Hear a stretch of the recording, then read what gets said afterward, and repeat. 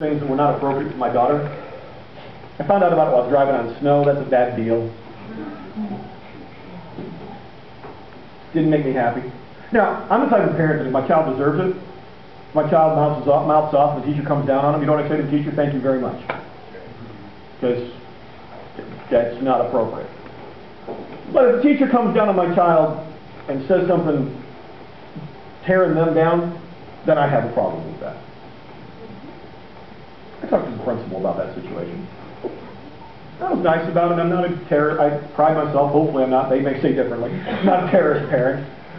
But say, hey, I think you probably should know this happened because I would not have dealt with it this way, and I don't think this was the proper way to deal with the job.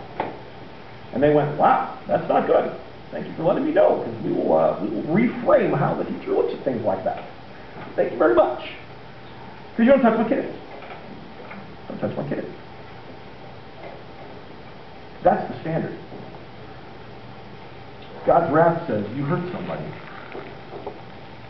Because when we sin, we've turned away from the source of love.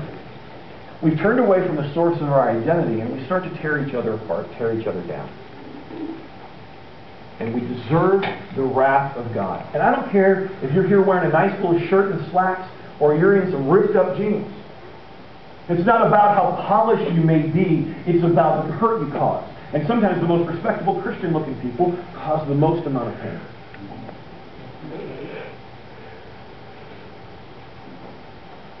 And so you and I, my friends, deserve the wrath of God on us. But true love makes people do crazy stuff. And you know somebody loves you when they do crazy, crazy stuff.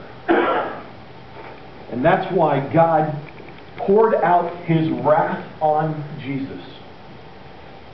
And that's what propitiation means.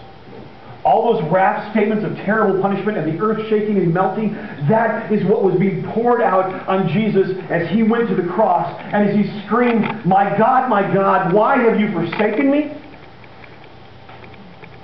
That was the cry of a child whose parent had left him.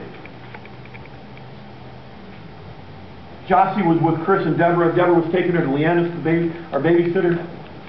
Jossie got sick, threw up in the car.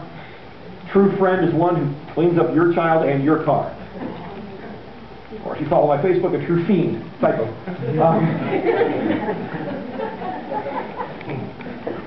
And right before she got sick, as she knew something wasn't right and she wasn't sure what it was, I was actually on the phone with Deborah coordinating what was happening. And she was like, well, she hasn't been feeling well, but I'm not sure what it is. And I'm thinking, it's just stress and she's just kind of out of sorts and she gets so busy she doesn't want to eat because Jossie likes to play.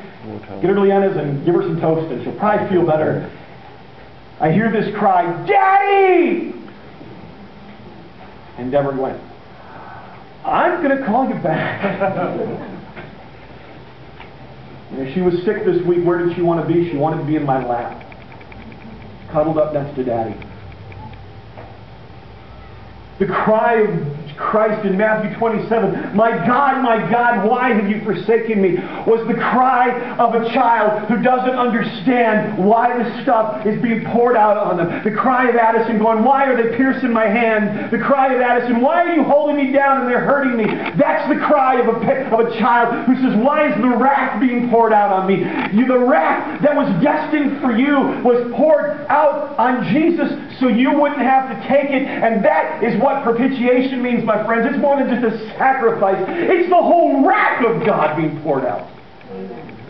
God's saying, I love you so much that I would pour out the wrath on my own Son because I can't stand to see you go through it. I love you that much. Ephesians 1:22 says, yet now He has reconciled you to Himself through the death of Christ in His physical body. As a result, He's brought you in His presence. He has brought you back to Himself because all the wrath that you deserve was poured out on Christ. This is true love. Not that we loved God, but that He loved us and He sent His Son as a propitiation to take away our sins.